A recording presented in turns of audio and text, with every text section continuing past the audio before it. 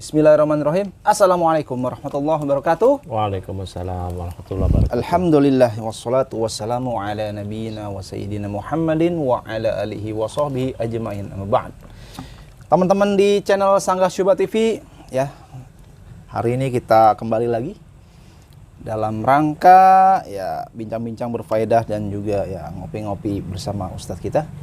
Gimana Ustadz? Kabarnya Ustadz? Alhamdulillah. Ya.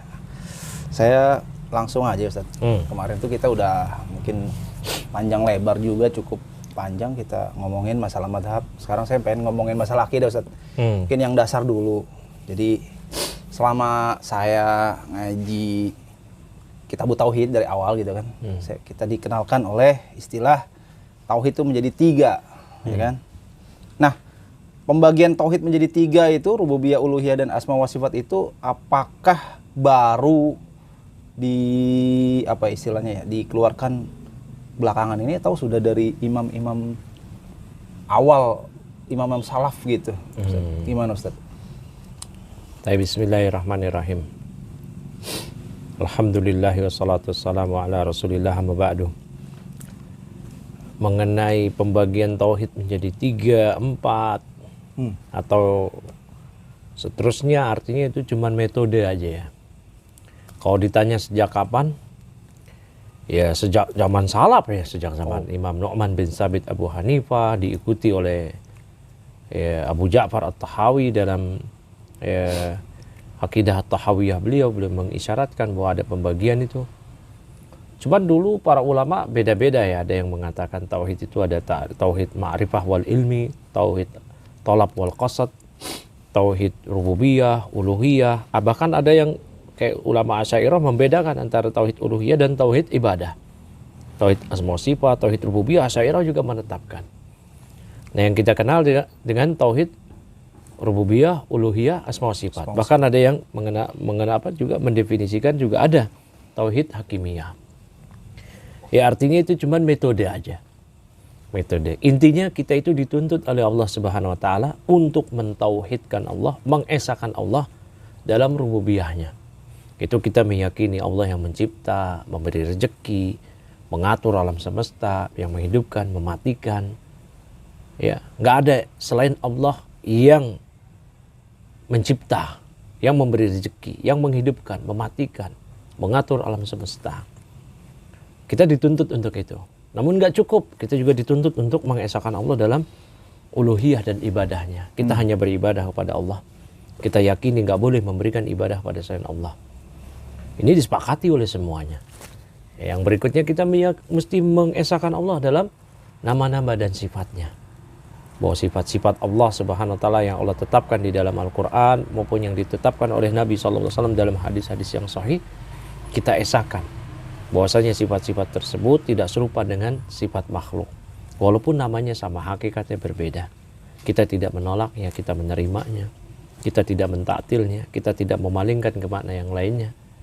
Kemudian kita tidak memikirkan atau merenungi bagaimana bentuknya, bentakif. Jadi itu semua sebenarnya metode aja. Metode. Artinya Asy'ariyah membagi tauhid menjadi 4. Ya, Ahlussunnah yang mereka sebut Wahabi 3. Ulama-ulama salaf dulu bahkan ada yang bagi 2. Tauhid ma'rifah wal ilmu, tauhid tolab wal qasad. Ya, intinya sama lah. Jadi kalau ada yang bilang, oh itu trinitas gitu. Ya, itu nanti ketika kita bawa ulama dia yang juga membagi juga ntar dia ngeles lagi. Ya ini kan ini. Nah, itu udahlah, itu pepesan kosong orang-orang yang cuman ingin membuli ya. Ingin mengkritik padahal dia ingin membuli. Nah, itu keliru itu seperti itu. Jadi itu cuman metode aja. Metode ya, intinya kita dituntut oleh syariat untuk mengesahkan Allah dalam aspek-aspek tadi. Anggaplah sekarang kita nggak pakai tauhid uluhiyah, rububiyah, semua sifat. Ya udah, kita pakai ikut Asy'ariyah itu misalkan. Asy'ariyah membagi 4. Rububiyah, uluhiyah, ibadah, semua sifat. Ya udah kita imani juga, sama, selesai. Atau dulu di masa salaf, tauhid ma'rifatu al-ma'rifah wal ilmi, tauhid tolab wal qasad, sama juga. Ujung-ujungnya kembali ke 3 atau 4 tadi. Jadi itu sekedar metode aja. Bahkan ada yang belakangan tauhid hakimiyah, sama juga, itu masuk juga ke rububiyah karena hukum milik Allah. Berhukum kepada hukum Allah ibadah, mau masuk juga ke tauhid uluhiyah. Iya. Sama aja juga. Jadi ya itu metode aja. Kita juga tidak ngotot mempertahankan tauhid cuma terbagi 3, enggak. Ketika Anda bilang berapa 4, ya udah kita ikut Anda 4. Ya. Anda bilang berapa 2, tauhid ma'rifah wal ilm, kemudian tauhid talab wal qasad, ya udah kita ikut itu juga. Artinya sama-sama juga di situ. Sama juga. Walaupun nanti pada kembangannya memang ada tafsil, perincian lebih lanjut. Begitu Bang Ainur. Artinya dari perbedaan istilah pembagian itu ulama juga nggak ada yang mempermasalahkan ya? Nggak ada yang mempermasalahkan. Artinya hatta orang-orang Asy'ariyah ya, mereka juga membagi. Artinya kalau ada orang yang mengatakan pembagian tauhid menjadi 3 menjadi terindas itu sebetulnya bukan datang dari ulamanya Asy'ariyah, bahkan bukan ada ya, tendensi dari oknum lah ya gitu. Oknum aja yang memang kurang wawasan. Lanjut Ustaz. Ya. Terkait sama tadi kita udah bahas masalah pembagian. Sekarang ada lagi nih problem bagaimana terkait tauhid rububiyahnya. Kalau saya pelajari dari beberapa kitab akidah ya. Jadi orang-orang musyrikin Quraisy zaman dulu itu meyakini tauhid rububiyah. Nah, ini ada pernyataan seperti ini gitu. Jadi tapi saya masih bertanya gitu. Yang dimaksud orang kafir musyrikin Quraisy meyakini tauhid rububiyah itu seperti apa sih? Apakah sama dengan orang muslim yang beriman meyakini tauhid rububiyahnya, atau dalam istilah seperti apa Ustaz? Taib ya. Saya jawabnya pakai buku aja ya. Ya. Ini ada buku Duror Saniyah fi Al-Ajwibah An-Najdiyah, juga ada syarah salah satu usulnya Syekh Shalih Al-Utsaimin mengenai hal ini ya. Sebenarnya banyak ya di buku-buku yang lain ya. Di Qawaidul Arba kaidah pertama itu juga dijelaskan. Di Kashfus Syubhat juga dijelaskan. Mengenai musyrikin Quraisy yang mereka Allah tetapkan. Ya. Oh, bahkan Allah ya? Allah yang tetapkan. Wala in sa'altahum man khalaqas samawati wal ard la yaquluna Allah. Kan begitu. Qul may yarzuqukum minas sama'i wal ard amma yamliku sam'a wal absar. Wa may yukhrijul hayya minal mayyit wa yukhrijul mayyita minal hayy wa may yudabbirul amr. Fasayaquluna Allah. Ya. Maka Allah yang tetapkan, wahai Nabi, kalau ya katakanlah pada mereka, siapa yang memberikan rezeki kepada kalian dari langit dan dari bumi? Siapa yang memiliki zat yang memiliki pendengaran, penglihatan? Siapa zat yang mengeluarkan dari yang mengeluarkan yang mati dari yang hidup dan sebaliknya? Siapa yang mengatur urusan alam semesta ini? Ya. Fasayaquluna Allah. Maka niscaya mereka akan mengatakan Allah. Jadi Allah yang tetapkan bahwasanya musyrikin Quraisy meyakini Allah yang memberikan rezeki kepada mereka, yang mengatur alam semesta, mencipta juga. Ya, mencipta. Bahkan Allah tetapkan juga ya bahwasanya kalau engkau tanya kepada mereka wala insal man khalaqas samawati wal ard, ya la yaquluna Allah. Kalau engkau tanya pada mereka siapa yang mencipta langit dan bumi, maka niscaya mereka menjawab Allah. Ya. Marrabbus samawati sab'a wa rabbul arsyil azim. Kalau engkau tanya pada mereka siapa Rabb langit yang 7 dan Rabb al-arsy yang azim, mereka akan juga jawab Allah. Jadi Allah yang tetapkan. Nah, mungkin masalah begini. Apakah otomatis musyrikin Quraisy menjadi beriman? Itu. Gitu. Iman dari aspek ini tapi nggak beriman dari aspek yang lain. Sementara keimanan kita mesti sempurna. Ya enggak? Ya, keimanan kita mesti sempurna dalam hal rububiyah, uluhiyah, asma sifat. Begitu. Kalau dari aspek ini aja nggak cukup. Dan nggak memasukkan mereka ke dalam tauhid. Nggak memasukkan mereka ke dalam tauhid. Oh ya, bahkan para salaf dulu, semisal Ikrimah, dari Ibnu Abbas dan murid-muridnya Mujahid, menetapkan ketika membawakan ayat-ayat tadi, disebutkan dzalika imanuhum billah. Itulah iman mereka kepada Allah. Tapi mereka kafir. Mereka kufur dengan sebab yang lain. Tapi ditetapkan ada keimanan mereka. Ya enggak? Sama kayak orang-orang yang satu aspek beriman pada Allah, satu aspek yang lain melakukan kekufuran. Yang aspek yang iman pada Allah, itulah amal keimanan dia. Tapi dibatalkan dengan kekufuran dia. Ya, begitu. Nah, kemudian mungkin jadi pertanyaan lagi.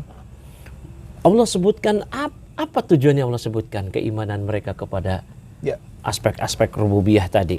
Nah, kata Syekh Shalih Al-Syekh, ya, al-musyrikuna fi kulli zamanin lam yakunu yunazi'una fi tauhidillahi fi rububiyah. Ini mayoritas nih ya, musyrikin di setiap zaman mereka tidak menentang tauhid rububiyah. Ya.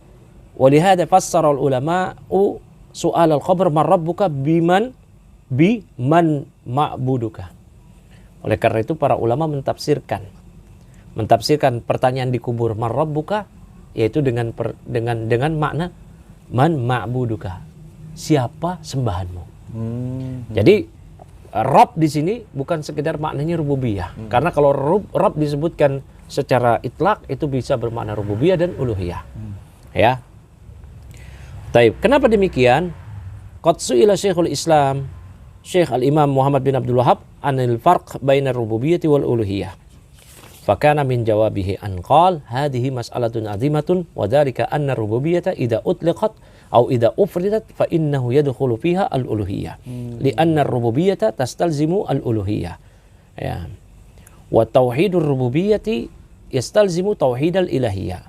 Wal uluhiyyah tatadammanu ar-rububiyyah. Li'anna al-muwahhida lillahi fi uluhiyyatihi huwa dimnan muqirru bi anna Allah wahidun fi rububiyyatihi. Nah, jadi begitu. Ketika Syekh Muhammad bin Abdul Wahhab ditanya tentang perbedaan antara rububiyah dan uluhiyah, maka di antara jawaban beliau, ini permasalahan yang besar, karena rububiyah kalau disebutkan secara mutlak itu mencakup uluhiyah. Ya, kalau disebutkan secara mutlak atau disebutkan secara ufridat, ya, secara sendirian, berarti masuk juga uluhiyah. Karena rububiyah konsekuensinya adalah uluhiyah.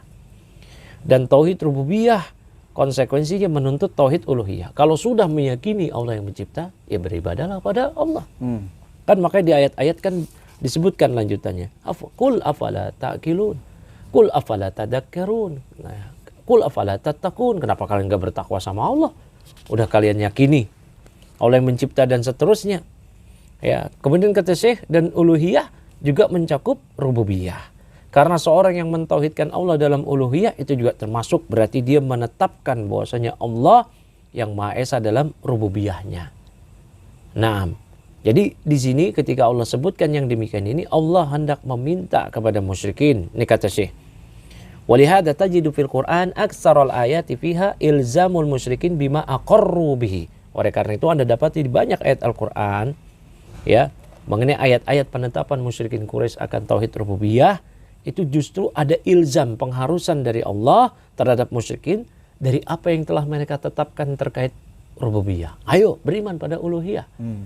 Ya, karena dengan rububiyah aja nggak bermanfaat. Gitu. Ini juga kalau ada yang bertanya, kalau musyrikin beriman sama rububiyah, berarti di kuburan selamat dong. Kan ditanya marabbuka gitu kan. Iya kan, makna marabbuka, maknanya man ma'buduka, man ilahuka. Begitu maknanya. Nah, juga tadi disebutkan dari salaf bahwasanya mereka ada iman, tapi batal keimanan mereka. Kalau ditanya mereka bertauhid gak? Ya, kalau disebutkan mereka bertauhid apa tidak? Jawabannya tidak. Disebutkan di kitab Duror Saniyah di sini, ya, mengenai musyrikin yang beriman kepada uluhiyah, gitu ya, beriman pada uluhiyah, disebutkan di sini.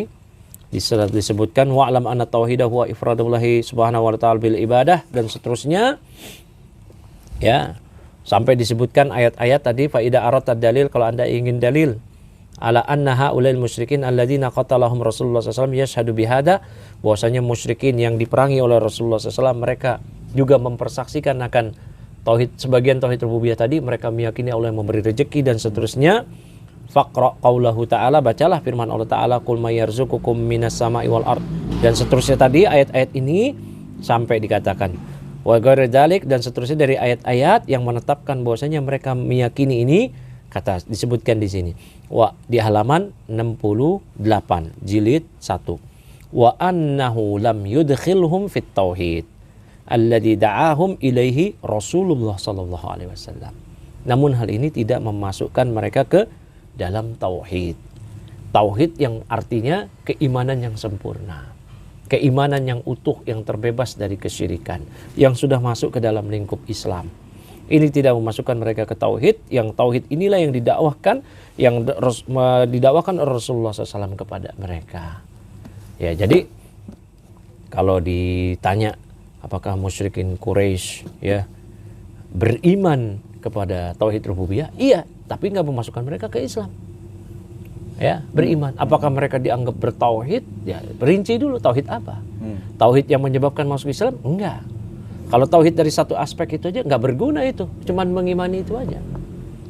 Kayak begitu. Sama kayak orang-orang Yahudi yang meyakini Allah yang mencipta langit dan bumi, Allah yang memberi rezeki. Apakah mereka bertauhid? Enggak. Begitu. Ya, artinya mungkin bukan hanya musyrikin Quraisy zaman dulu ya, mungkin kafir yang zaman sekarang pun kalau ditanya siapa yang menciptakan, mungkin dia akan menjawabkan Tuhan gitu kan. Iya. Misal Nasrani, iya, Tuhan Bapak, Bapak gitu, artinya Allah, kan disandarkan kepada Allah gitu kan. Ya mereka secara nggak bermanfaat. Satu aspek aja kan. Nggak bermanfaat. Jadi dibatalkan dengan uluhiyahnya gitu Ustaz ya. Ya, apalagi juga kalau Nasrani, rububiyah yang lain juga berantakan. Ya, rububiyah yang lain. Jadi mungkin satu aspek aja. Satu aspek aja. Satu aspek, satu sisi aja. Tapi nggak sempurna. Ya, buat apa seperti itu? Kayak begitu. Tapi lanjut lagi ngopi ya. Siap. Syukron.